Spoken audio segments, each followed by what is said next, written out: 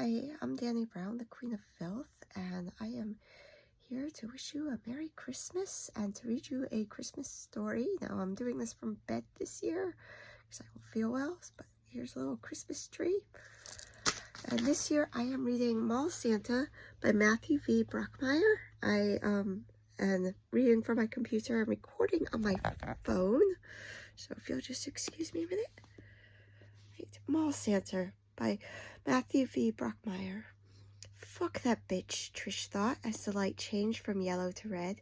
She stomped on the gas, sending her Civic careening through the intersection, horns blaring. Her wheels skidded on the ice, and the little car lilted out of control. Undaunted, Trish downshifted, cranked the wheel, and swerved through the light, chomping on a stale piece of gum while hanging her middle finger to all the honking assholes. She whispered over her shoulder to Jenny, bundled in her car seat in the back, yanking at the hair of a naked Barbie doll. "Don't worry, honey. I'll get you there." Trish tried to get her to the mall before Santa left. She screeched into the Bayshore Mall parking lot, a busy hive of headlights and shoppers. The fan to the heater was broken, Ronnie insisting he'd be the one to fix it, like being a technician assistant at Auto Lube made him a master mechanic, so it was freezing in the car. Her breath came out in pale, wet clouds as she eased the vehicle to a crawl and began searching for a spot that wasn't a mile away from the entrance. The clock was ticking. This was her chance at a new beginning. She already posted on Facebook that she was on her way, and she'd be humiliated if she didn't get there on time. Becca, Annie, and Monica had already posted pictures of their toddlers on the lap of the Mall Santa. The amount of likes and comments they have received was nuts. A good picture of Jenny on the lap of Jolly St. Nick could give her a big boost, get her the respect she deserved from the other mothers at the preschool. Snobby bitches. And then, right by the main entrance, a shiny minivan pulled out of a spot. Rockstar parking. Trish waited, clacking her gum against her back molars, fingers nervously tap-tapping on the wheel to the beat of a Miley Cyrus song. Damn it! An SUV cut in front of her stole the space. Fucking bullshit. She slammed her palm against the horn and flipped her off. And as the yuppie wannabe bleach blonde pulled out her own toddler from the back seat, the stupid jerk smiled and shrugged, blew Trish a kiss. The festive red and green Christmas lights of the mall bloomed like an oasis of light against the night as Trish hustled across the frozen parking lot. Jenny perched on her hip, little arms clutching her neck. A small flurry of snow fell from the sky, glowing in the tall lights, dusting the rows of cars. People were leaving in droves, and she had to push her way through them to get to the entrance. When the first parent, Jessica Nix, a quiet, mousy lady, had asked to be her friend on Facebook, Trish thought nothing of it. She hadn't thought much about the other mothers at the daycare, but then more requests began to trickle in. The other mothers' posts started appearing on her feed. She noticed something, a sort of hierarchy of who had the cutest photos, who looked the nicest. Her own post got a distinct lack of likes. And sometimes an odd comment could be taken so many ways, a simple nice. No capital letters, no exclamation points, no emoji. How was she supposed to take that? She didn't know whether to like it, give it a heart, or what. One morning, when she was dropping off Jenny, another mom, Angela, said to her, "I saw your party on Facebook. Cute photos." And there was a tone to her voice. The other mothers sounded fake as shit all the time, because they were. But this had a tone of cattiness she hadn't heard since high school.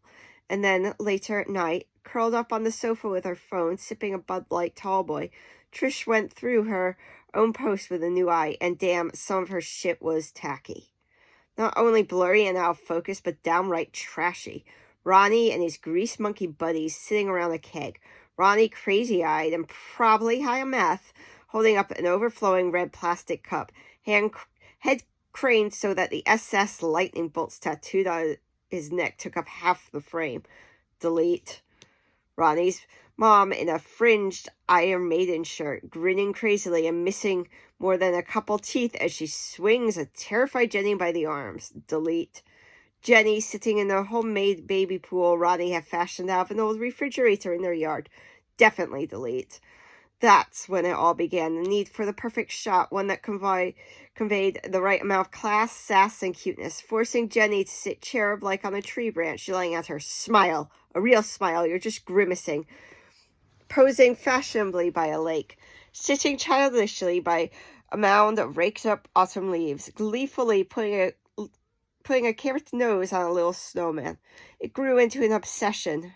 Trish began to plan future posts. Lying in bed at night, staring at the water stain on the ceiling, she imagined Jenny in a pre-dress, planting marigolds, swimming in a gleaming blue pool in a new bathing suit, not hanging out of a broken-down refrigerator in one of Trish's old Guns N' Roses shirts. The back end of the mall was dark. Only the dollar store remained open. The rest of the shops, Borders, Sunset Video, Pretzel Company had gone out of business. When she saw the tree and lights and Santa atop his throne in the distance, she thought of her father, and her heart did some weird thing, pounding in her chest and filling her face with heat. It was her father who had always taken her to see Santa as a little girl. She could still remember his lager smell of gas and trees, and her parents had always put that picture of her on Santa's lap, on the refrigerator door, every year. Something clicked. It all made sense. Facebook was like the refrigerator door, a place to pin what you wanted others to see. Jenny was getting heavy, so she put her down. The little girl yawned, rubbed her eyes, and said, "Mummy, I'm tired." Trish licked her thumb and scrubbed a smear on her daughter's cheek. "I know, baby. We just gotta see Santa real quick." She then took her by the hand and tugged her along the final 30 feet to the North Pole. A small gaggle of parents waited in line between two candy canes, Santa waiting upon his throne. As Trish strutted up to the other moms, dragging Jenny along behind her, a tall, red-headed teenage-looking dude wearing an elf suit much too small for him stepped up and clicked a red frayed velvet rope barricade across the entrance. "Sorry," the douchebag said with a hideous bucktooth grin. He wore thick glasses, a band-aid on his chin. 8 o'clock, no more visitors tonight. Santa has lots of work to do. Really, Trish thought, putting a hand on her hip. She cocked her head, snarled at the gangly ginger elf and said, "What? You gotta be kidding me. Come on, dude, let me in." "Sorry, can't. The cash register's all locked up and shut down for the night. We open again at 11 tomorrow morning." "Yeah?" Trish asked, waggling a finger. "Well, I can't be here tomorrow. Some of us have real fucking jobs, unlike you people." The elf frowned and squinted. "Us? Elf people?"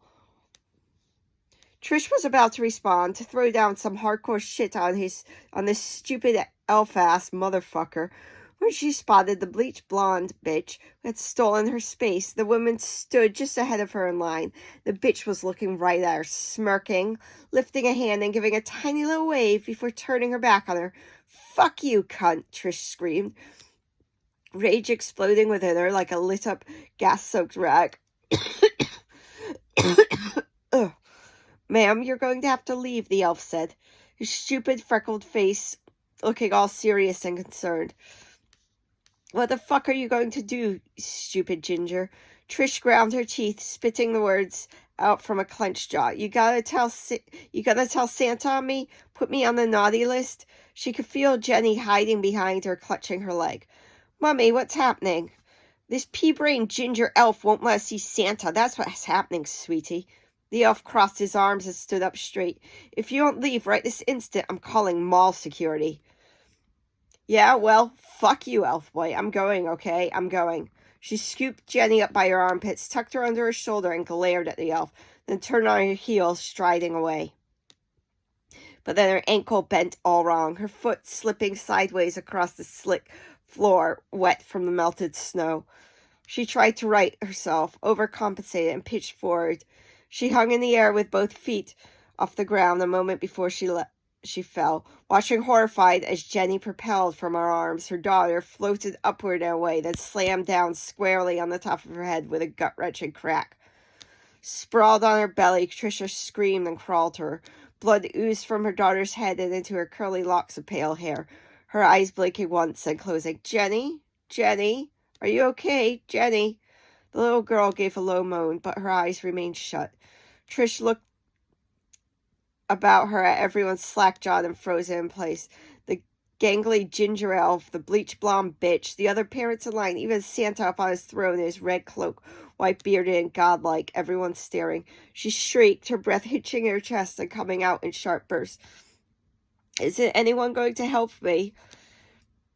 As if awoken from a daze, the elf jerked, then yanked the phone from his pocket and began frantically swiping a pale, long finger across the screen.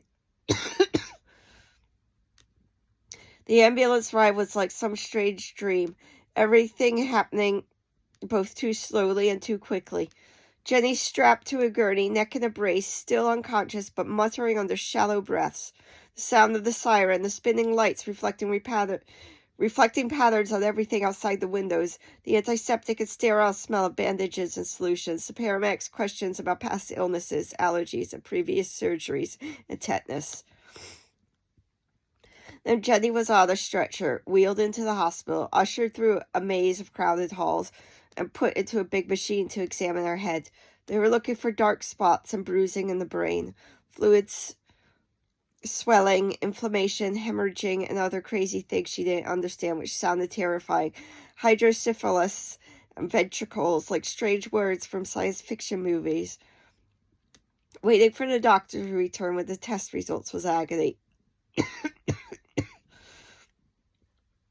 Trish sat in the tiny white room, Jenny laying there with her mouth slightly open, head wrapped in bandages, with her mind racked with worry, brimming. She blamed herself for causing the scene, for being so careless, for being so obsessed with fucking Facebook, and how she appeared to other people and what others thought of her. And she vowed to change, to be a better mom, to be a better person. But then the doctor returned, smiling, telling her that the MRI looked fine, really flooded through her with a physical force, like a great rush of water cascading through her, then leaving her weightless. As Jenny opened her eyes, blinking and asking for, "All right, Mummy." Trish grasped her daughter's hand and smiled. "Yes, you're fine," she said, and it was a fine moment, a beautiful moment, a tremendously heartbreaking moment. One of the greatest moments of all Trish's life, and Trish thought to herself, I should take a picture and post this on Facebook. The end. So, right, that was Mall Santa by Matthew V Brockmeyer. So I hope you enjoyed that. Merry Christmas, and sorry about my coughing. I have a bit of a cold. Bye-bye.